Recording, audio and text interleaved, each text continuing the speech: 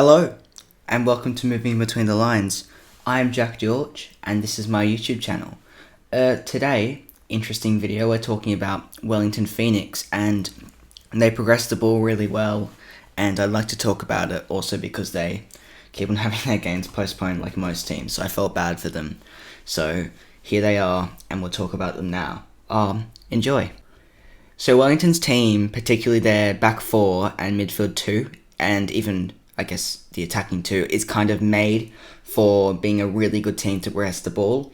They play a kind of almost vertical tiki-taka style for people who play Football Manager, where they rely not so much on horizontal width, although they do get that with the two fullbacks, but with their two, I guess, if they're going to play a 4-4-2, their two wingers by trade, Ball and Piscopo in this example, coming inside to overload space in between the lines. So what they do is when, say, they're pressing against this 4-4-2, they're playing against this 4-4-2, it will become a 4-2-4 in the build-up stage of possession when the red team is trying to press to win the ball back. And in pain, they have someone who is a good ball carrier and is very comfortable in possession, having played right back previously, good at evading press.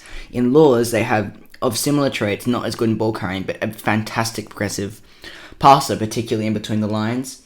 So, for example, this is a key feature where they draw in the press. That's a line. That shouldn't be there.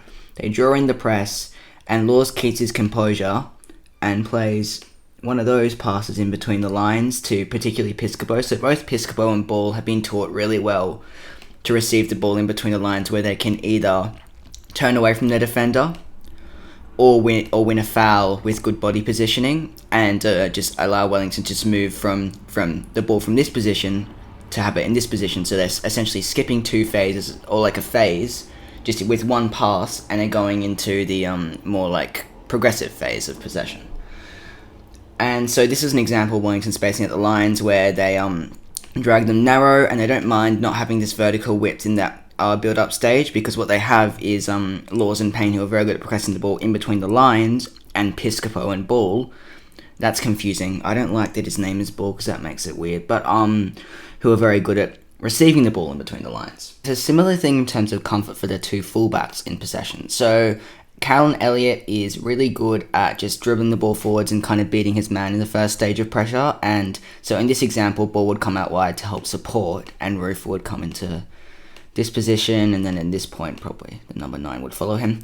And Callum, I mean, it's kind of similar to what Nathaniel Atkinson does. He moved to Hearts in Scotland. In terms of just like the way he dribbles, not so much quality, just the way he dribbles. And then with Sam Sutton used to be a 10. It's actually quite ironic because so did Clayton Lewis, who's the 6 here, but they all used to be 10s. And so Sutton's really comfortable at progressing the ball. So this is quite a key feature of Wellington's attack, where Sutton's a great progressive passer, so he can find Lewis, even Satira in these areas. But what he does really well is he stays calm, finds Lewis, and Clayton Lewis, that is, sorry, just to make that clear. Two things he does really well. He's great at shielding the ball, which means that he's not as reliant on his first touch, which is really good, but just he shields the ball to block the marker from coming in, and can just like keep possession, like there. What he also does really well is when the ball's coming slower, so instead of a fizz pass, it's a bit slower, he can find Piscopo in between the lines with a pass like that. First time, he has great vision, or also can find Sotirio, particularly because Sotirio is really fast, with a bended pass first time in between the lines. So I've seen it happen a few times like that. It doesn't always work out, but it's a great way to just keep the opposition guessing. I mean, you do it for it to try and work, obviously. It doesn't always work, but it's really good in theory. And then in Rufa, they have, let's move this guy back here, someone who's really good at disguising passes in between the lines. So Lewis, weirdly, because he used to play as a 10, but he isn't as good at playing these disguised passes in between the lines like that. It's more just first time, and his technique allows him to play a pass like that, and a pass like that, almost like into Wayne, with a bit more curve on it. Whereas Rufa is really good at, if we move these people back here, finding Ball in between the lines here, or even just like Elliott out wide. Like, he's calm on the ball yet again. And yeah.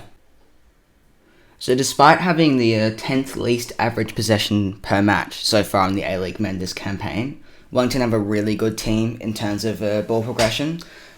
It's like kind of like counter-attacking because of how quickly they do it, but it's definitely not counter-attacking. I don't know why I said that. It's just quick movements forwards to allow them to skip stages of possession with really good ease, and they do that really well, move through the stages of possession. So I guess in build-up and progression, they're really good. It's just in that final third where they kind of struggle to, make chances. I mean, they're underperforming their expected goals. It's 7.4 expected goals compared to their 4 scored, but 2 of them are penalties. And I think they've scored both their penalties, yeah, probably. And so, it's just in terms of without, what's his name, De Vere, they're struggling to create those same amount of chances because it's ever relying on Piscopo, who's a bit inconsistent and probably shouldn't be having that much responsibility on him. They have that new guy coming in, though. That could help.